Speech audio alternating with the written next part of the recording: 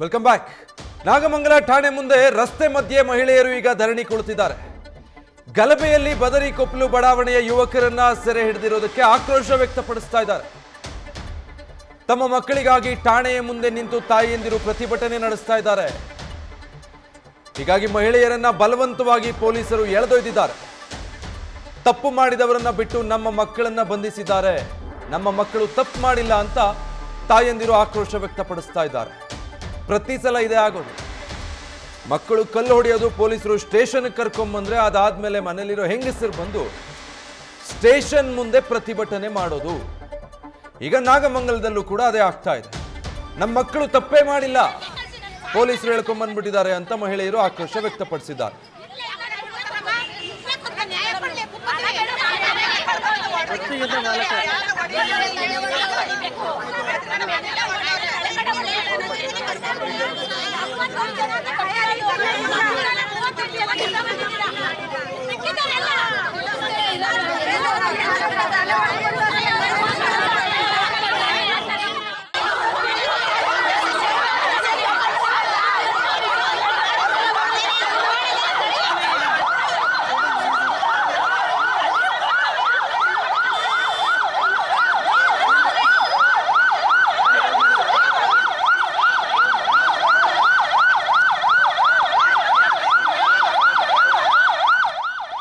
So ಈ ರೀತಿ ಪ್ರತಿಭಟನೆಗೆ ಮುಂದಾಗಿದ್ದ ಮಹಿಳೆ ಜೊತೆ ನಮ್ಮ ಪ್ರತಿನಿಧಿ ನಂದೀಶ್ ಮಾತನಾಡಿಸಿದ್ದಾರೆ. ಅವ್ರು ಏನ್ ಹೇಳಿದ್ದಾರೆ ನೋಡೋಣ.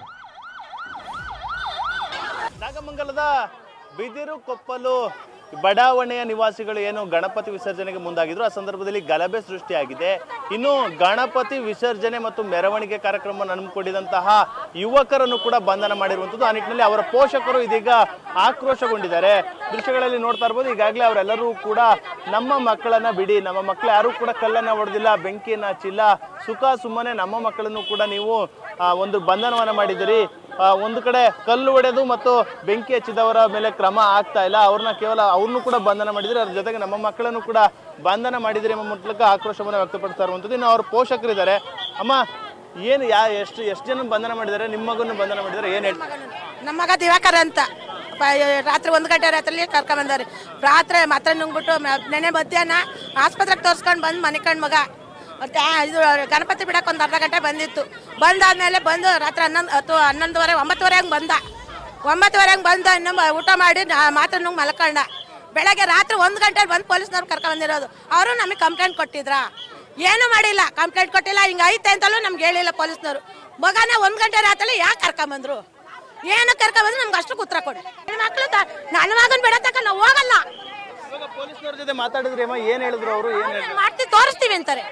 ತೋರ್ಸೋದಲ್ಲ ನಮ್ಗೆ. ಈಗ ಮಕ್ಳು ನಮ್ಮ ಮುಂದಕ್ಕೆ ಬರ್ಲಿ, ನಾವು ಗಲಾಟೆನೂ ಮಾಡಲ್ಲ, ಏನು ಮಾಡಲ್ಲ, ನಮ್ಮ ಪಾಡು ನಮ್ಮ ಮನೆಗೆ ಹೋಗ್ತೀವಿ. ಅವ್ರು ಯಾವಾಗಾದ್ರೂ ಬಿಡ್ಲಿ, ನಮ್ಮ ಮಕ್ಳು ತೋರಿಸ್ಲಿ, ನಾವ್ ಅಷ್ಟೇ ಕೇಳ್ತಾ ಇರೋದು. ಬಿಡುಗಡೆ ಮಾಡೋದು ಬಿಟ್ಟು ಹಾಕಿ, ಆದ್ರೆ ಇವಾಗ ನಮ್ಮ ಕಣ್ ಮುಂದೆ ತೋರಿಸಿ ಅಂತಾನ? ತೋರಿಸಿ, ಸಂಜೆ ಟೈಮ್ ಬಿಟ್ಟು ಕಳ್ಸಿ, ತಪ್ಪಿಲ್ಲದ್ಮೇಲೆ ಕಳಿಸಿ. ತಪ್ಪಿದ್ರೆ ಮಾಡಿಕೊಳ್ಳಿ, ಬೇಡ ಅನ್ನಲ್ಲ. ತಪ್ಪಿಲ್ಲದ್ಮೇಲೆ ಯಾಕೆ ಬಿಡಕತ್ತೀರಾ? ತಪ್ಪಿಲ್ಲದ್ಮೇಲೆ ಯಾಕೆ ಬಂದ್ರಿ ನಮ್ಮ ಮನೆ ಒಳಗೆ ನುಗ್ಗಾಕೆ? ಬಾಕ್ಲು ಒದ್ದಿನ ಬೂಟ್ಸ್ಗಳ ನುಗ್ಗಿರೋದು ಅಂತದ್ ಏನ್ ಮಾಡಿದ ನಮ್ಮ ಮಕ್ಳುಗಳು? ಅದು ನಮ್ಗೆ ಉತ್ತರ ಕೊಡ್ರಿ. ಇದು ಬಿದಿರುಕೊಪ್ಪಲು ಬಡಾವಣೆಯ ನಿವಾಸಿಗಳ ಮಾತಾಗಿರುವಂತದ್ದು. ಅಂದ್ರೆ ಗಣೇಶ ವಿಸರ್ಜನೆಗಾಗಿ ನಮ್ಮ ಮಕ್ಕಳುಗಳೆಲ್ಲರೂ ಕೂಡ ಬಂದಿದ್ರು, ಆದ್ರೆ ಅವರನ್ನು ಕೂಡ ಮನೆಗೆ ನುಗ್ಗಿ ಬಂಧನವನ್ನ ಮಾಡಲಾಗಿದೆ. ಅವ್ರು ಯಾರು ಕೂಡ ತಪ್ಪನ್ನ ಮಾಡಿಲ್ಲ. ತಪ್ಪು ಮಾಡಿದ್ರೆ ಅವ್ರ ಮೇಲೆ ಕ್ರಮ ಆಗ್ಲಿ, ನಮಗೆ ನಮ್ಮ ಮಕ್ಕಳನ್ನ ನಮ್ಮ ಕಣ್ಣು ಮುಂದೆ ತೋರಿಸ್ಲಿ, ಬಳಿಕ ಅವ್ರಿಗೆ ನಾವು ಕೂಡ ಒಂದಷ್ಟು ನಿಟ್ಟುಸಿರು ಬಿಡ್ತೀವಿ ಎಂಬ ನಿಟ್ಟಿನಲ್ಲಿ ಅವರ ಪೋಷಕರು ಕೂಡ ಹೇಳ್ತಾ ಇರುವಂತದ್ದು. ಕ್ಯಾಮ್ರಾ ಪರ್ಸನ್ ಬೈರೇಶ್ ತಿಪ್ಟೂರ್ ಜೊತೆ Nandish, news first, Nagamangala. News first ನಿರ್ಭೀತಿಯಿಂದ ನಿಮ್ಮ ಪರವಾಗಿ.